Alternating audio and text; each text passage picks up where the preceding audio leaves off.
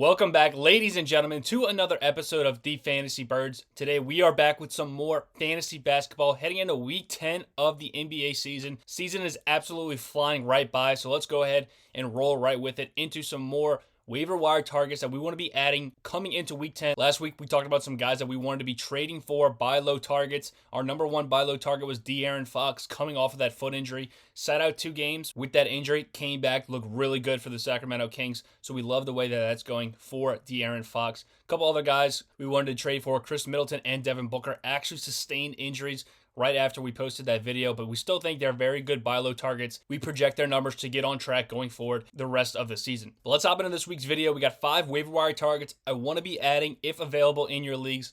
Most of these guys are available in over 60% of the league, so they should be there. And if they are, we definitely recommend taking a look at adding them onto your rosters. But let's hop into this video with our first must-add waiver wire target, Week 10 of fantasy basketball. The first guy I want to be looking at is Dante DiVincenzo, the shooting guard for the Golden State Warriors. DiVincenzo, very popular guy out of Villanova. Made a name for himself in Milwaukee, but ends up getting dealt out of town. Ends up with the Golden State Warriors. Has had a bench role up until this point in the season, but Steph Curry going down with that injury just a couple of games ago. Andrew Wiggins still dealing with injury. So DiVincenzo's got a much larger role, actually gets into the starting lineup for this Warriors team, and DiVincenzo's absolutely made the most out of his upgraded role for this team. The last 2 games for DiVincenzo, gets around 35 minutes per game, is actually averaging around 16 points, 9 rebounds, and 4 assists. Small sample size, but with the increased minutes, obviously his counting statistics are going to increase, and we expect it to go forward as long as he has this role, with Curry missing a month of the regular season potentially, and Andrew Wiggins still out for the foreseeable future. So with these 2 guys out, DiVincenzo's going to get the minutes in the backcourt for the Warriors. We don't see why his production shouldn't continue as long as he's given this role. His field goal percentage hasn't been off the charts. He's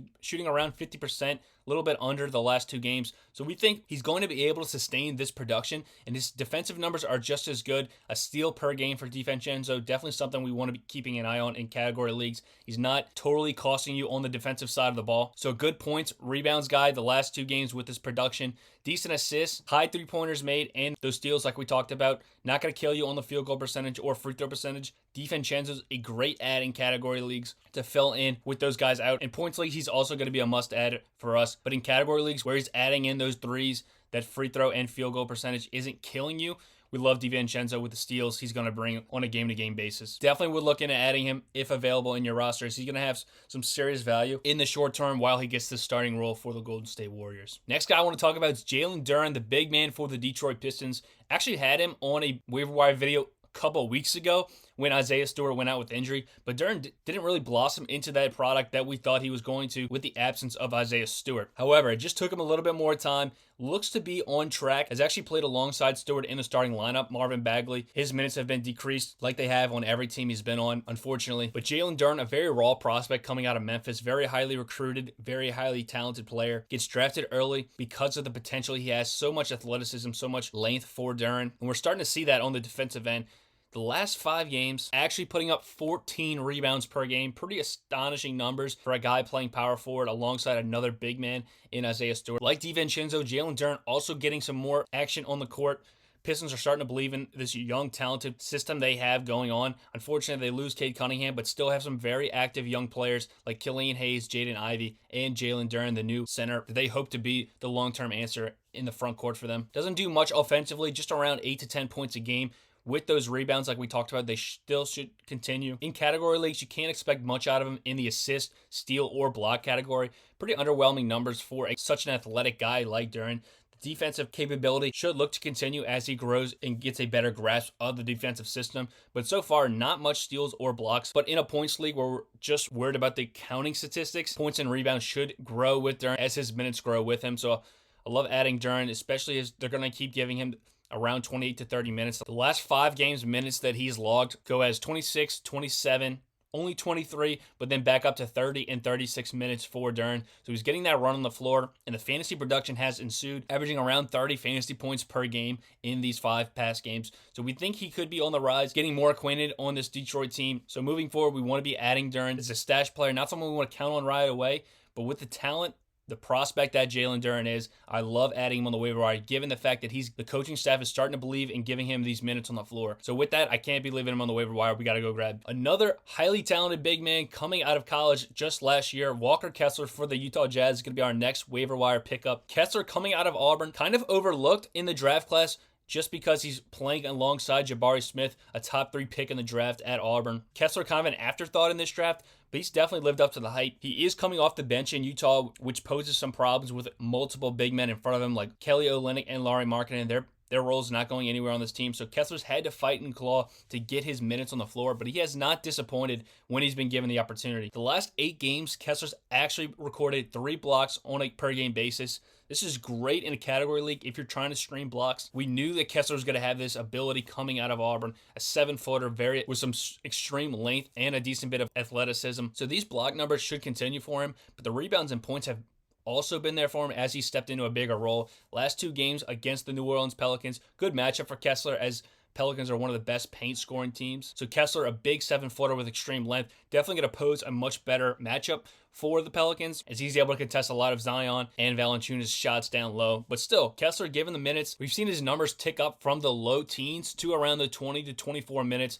over the past 4 games. If he's going to continue these block numbers and this high field goal percentage to go along with the 10 and 10 we're getting out of him at the points and rebound position, definitely a guy I could look into adding in category leagues, as long as you're not worried about your free throw percentage. Kessler, pretty poor free throw percentage at this stage in his career and not adding anything from the 3-point line. But as far as the blocks, elite numbers, and flirting with a double-double on a nightly basis, Kessler's a guy, another up-and-coming center that I want to look into adding if available on your waiver wire. The next guy I'm going to add is another big man for the Los Angeles Lakers, Thomas Bryant, the former Washington Wizards center. We saw some good things out of Bryant in DC when he played for the Wizards, but some injuries kind of ended his stint with Washington. Now finds himself with the Lakers, and his value is going to be completely tied to Anthony Davis. When Anthony Davis misses, Thomas Bryant minutes are extremely inflated. And with Anthony Davis' injury history and now ankle injury he suffers against the Denver Nuggets on Friday night in primetime on ESPN, Bryant steps into a much larger role going forward as long as Davis is going to be out. So I believe all